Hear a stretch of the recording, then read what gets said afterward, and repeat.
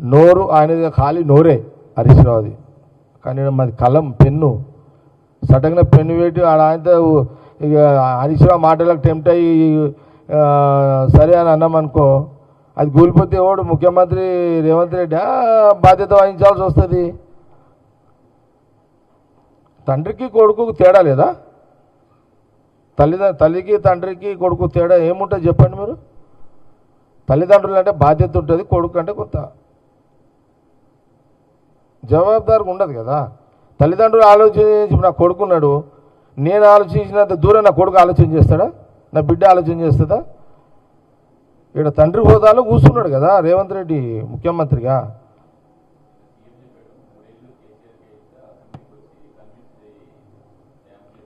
Yes correct అన్నాడు, yes correct. అది అసలు పవర్ నిన్న ముఖ్యమంత్రి రేవంత్ రెడ్డి గారు అనేది కరెక్ట్ కదా. అసెంబ్లీ పెడతాడు,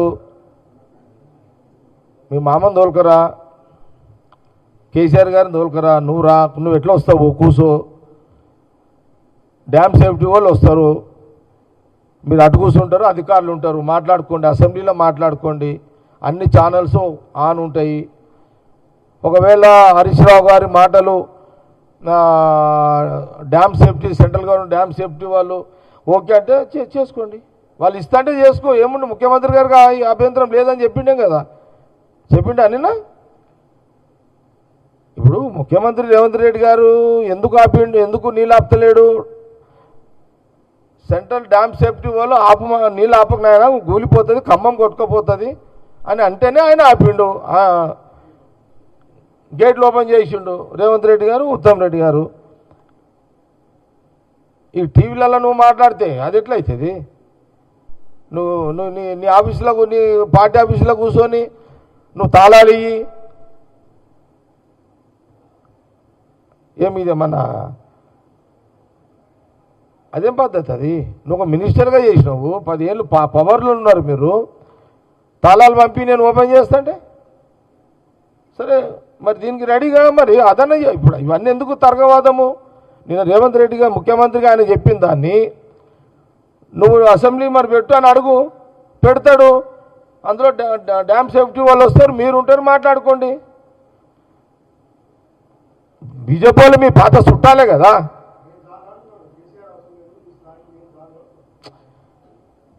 ఇప్పుడు రేవంత్ రెడ్డి స్థాయికి నేను చాలు అని హరీష్ రావు ఈ ఫిలిం డైలాగులు వద్దు, ఈ ఫిలిం డైలాగ్స్ వద్దు. ఏంది నీ కెపాసిటీ ఏంది హరీష్ రావు? నేను అడుగుతున్నా, వాట్ ఈజ్ యువర్ కెపాసిటీ?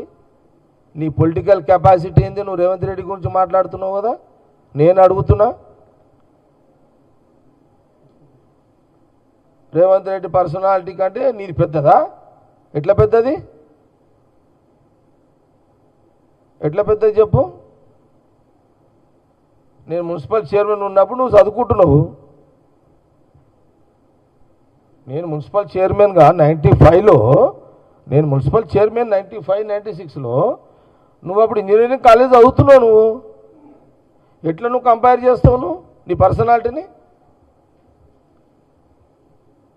ఇప్పుడు రేవంత్ రెడ్డి ముఖ్యమంత్రి కాకముందు కంసగాడు జెడ్పీటీసీ అయింది ఆయన. నేను మొన్న పెట్టిండు కదా జెడ్పీటీసీ నుంచి ముఖ్యమంత్రి అని.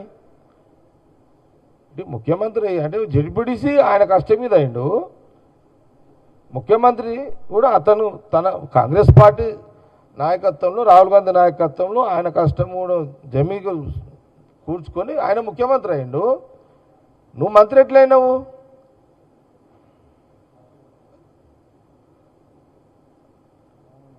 మేనమామ సీఎం, నీ మామ కేసీఆర్ గారు సీఎం అయింది కాబట్టి నువ్వు అయినావు. కంట్రిబ్యూషన్ పొలిటికల్గా నీది ఏముంది చెప్పు?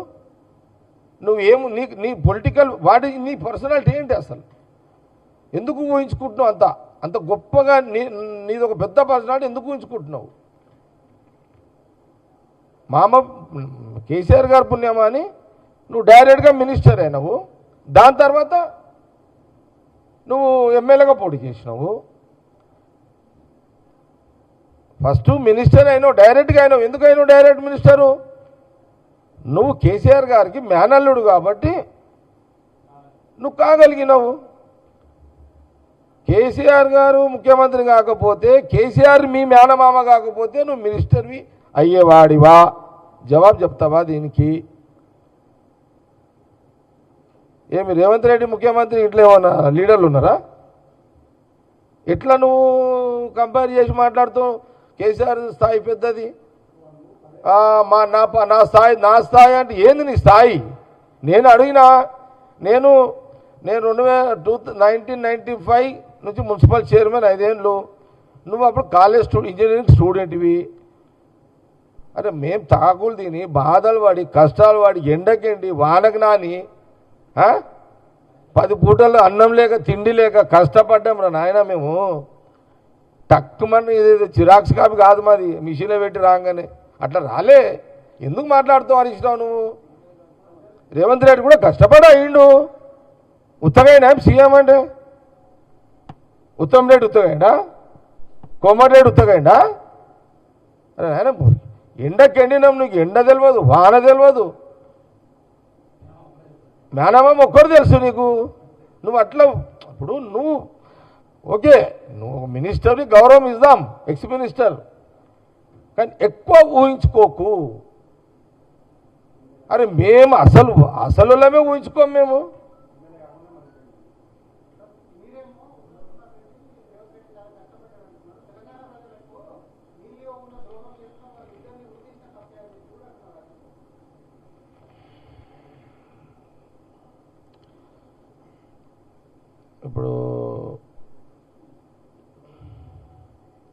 ఇప్పుడు ఏముంది, ఆయన నోరే కదా, 4 మాటలే కదా. ఇప్పుడు మీరు ఏమంటారు అవి బ్రేకింగ్ లేయాలంటే ఏదోటి అనాలి. ఓన్లీ హరీష్ రావు టీవీలలో బ్రేకింగ్ల కోసమే రేవంత్ రెడ్డి పేరు ఉత్తమ్ రెడ్డి పేరు ఉరేయాలని మాట్లాడుతున్నాడు. ఓన్లీ బ్రేకింగ్ల కోసమే. హరీష్ రావు బ్రేకింగ్ మీరు వేయాలంటే కొత్త పదం వాడాలి, అలాంటి పదాలు వాడుతున్నాడు అతను. ఇది కూడా కరెక్ట్. అవును, నీళ్ళు ఇయ్యనోళ్ళనే ఉరేయాలని హరీష్ రావు అంటుండు. మరి డ్యామ్ కూలిపోవడానికి కారణం హరీష్ రావుని ఏం చేయాలి?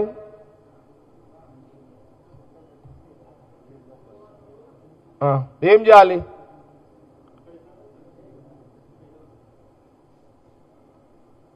వాళ్ళకి చెప్పుండే పోయి, వాళ్ళకి తెలివాయి కదా. నువ్వు ఇట్లా అంటే వాళ్ళకి ఏం తెలుస్తుందా అని అమ్మ మీ నోతోడు చెప్పుండే కదా వాళ్ళకు.